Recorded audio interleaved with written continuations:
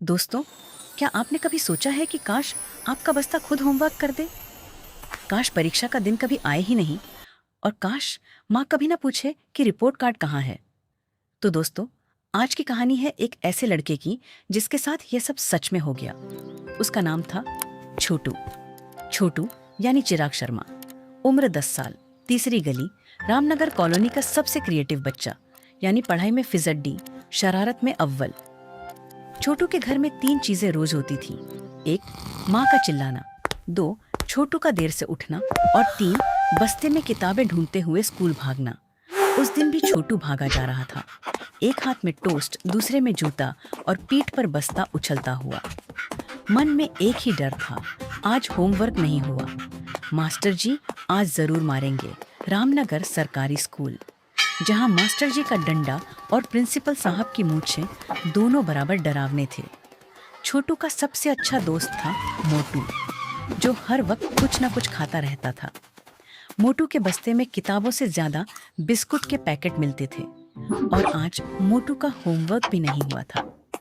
Class में जब master जी ने होमवर्क मांगा तो पूरी क्लास की निगाहें छोटू पर टिक गई। छोटू ने वही किया जो वो हमेशा करता था।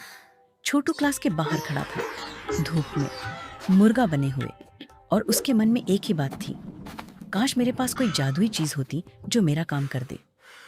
काश। उस शाम छोटू अपने घर की अटारी में गया। वहां दादाजी की पुरानी चीजें रखी थी। उसी धूल के बीच एक पुराना हरा बस्ता था जिस पर एक अजीब सी चमक थी। जैसे ही छोटू ने उस बस्ते को छुआ, एक हल्की सी घंटी बजी और फिर उस बस्ते ने आंखें खोली। छोटू के होश उड़ गए। उस बस्ते का नाम था बस्तू राम, और वो कोई साधारण बस्ता नहीं था। बस्तू राम छोटू के दादाजी का था। पर हर कहानी में एक विलेन होता है, और रामनगर स्कूल का विलेन था पप्पू मल्होत्रा, जिसके पास सबसे महंगा टिफिन था, सबसे बड़ा घमंड था और सबसे छोटा दिल था। पप्पू को जब बस्तूराम के बारे में पता चला तो उसकी आंखों में लालच आ गया, पर छोटू ने साफ मना कर दिया। बस्तूराम ने छोटू को जवाब नहीं दिए, उसने सिर्फ रास्ता दिखाया। और पहली बार छोटू ने खुद सोचा, पहली बार उसने क्लास में हाथ उठाया। पूरी क्लास सन्न थी। मोटू का बिस्कुट हाथ से गिर गया।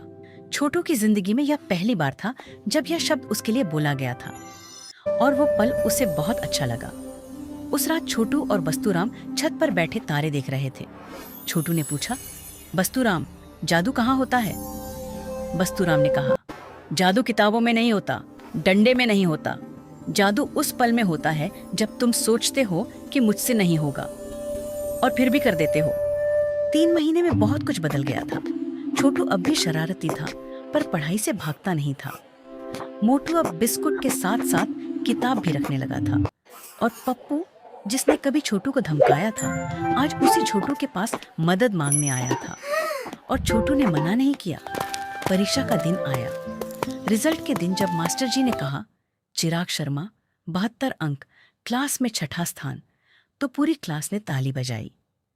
माँ पीछे बैठी थी, उनकी आंखें भरी हुई थीं, और छोटू को समझ आया, यही था वो जादू। उस रात छोटू बस्तूराम को वापस अटारी में रखने आया। बस्तूराम की चमक धीरे धीरे कम हो रही थी। छोटू ने उसे गले लगाया। बस्तूराम ने धीरे से कहा, जो जादू मेरे अंदर था वो अब तुम्हारे अंदर है, पढ़ते रहना बेटा। और फिर बस्तूराम की आंखें बंद हो गईं। वो फिर एक साधारण बस्ता बन गया। पर उसने छोटू को वो नहीं दिया जो वो मांग रहा था। उसने छोटू को वो दिया जिसकी उसे जरूरत थी, हिम्मत। तुम्हारे घर में भी एक बस्तूराम है। शायद वो किताब है, शायद वो टीचर है, शायद वो माँ है जो रोज सुबह उठाती है। बस उन्हें पहचानना है। जादुई बस्ता समाप्त।